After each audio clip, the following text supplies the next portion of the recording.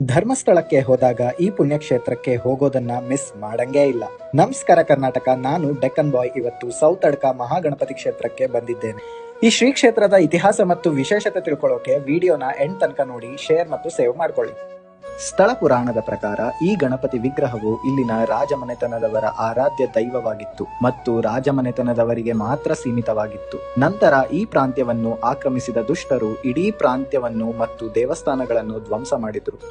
ಎಷ್ಟೋ ವರ್ಷಗಳ ಕಾಲ ಈ ವಿಗ್ರಹವು ಅಜ್ಞಾತವಾಗಿ ಕಾಡಿನಲ್ಲೇ ಮುಚ್ಚಿ ಹೋಗಿತ್ತು. ಆನಂತರ ಈ ಗಣಪ ವಿಗ್ರಹವು ಕೆಲ ಗೋಪಾಲಕರಿಗೆ ಸಿಕ್ಕಿತು. ಅವರು ಅದನ್ನು ತಂದು ಈ ಪ್ರಶಾಂತವಾದ ಜಾಗದಲ್ಲಿ ಪ್ರತಿಷ್ಠಾಪನೆಯನ್ನು ಮಾಡಿದರು. ಅಲ್ಲಿನ ಜನ ಈ ಪ್ರಾಂತ್ಯದಲ್ಲಿ ಬೆಳೆಯುವ ಸೌತೆಕಾಯಿಯನ್ನು ಗಣಪತಿಗೆ ನೈವೇದ್ಯವಾಗಿ ಅರ್ಪಿಸತೊಡಗಿದರು.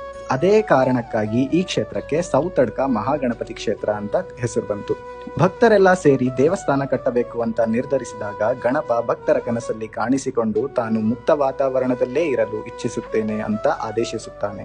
ಅದಕ್ಕಾಗಿ ಈ ಕ್ಷೇತ್ರದಲ್ಲಿ ಗರ್ಭಗುಡಿ, ಗೋಪುರ ಏನೂ ಕಾಣಸಿಗುವುದಿಲ್ಲ. ಈ ಕ್ಷೇತ್ರದ ವಿಶೇಷತೆ ಏನಂದ್ರೆ, ನೀವು ಮನಸ್ಸಲ್ಲಿ ಏನೇ ಬೇಡ್ಕೊಂಡು 1 ಗಂಟೆ ಕಟ್ಟಿದರೆ ಸಾಕು, 45 ದಿನದಲ್ಲಿ ನಿಮ್ಮ ಇಷ್ಟಾರ್ಥವನ್ನು ಗಣಪ ನೆರವೇರಿಸ್ತಾನಂತೆ.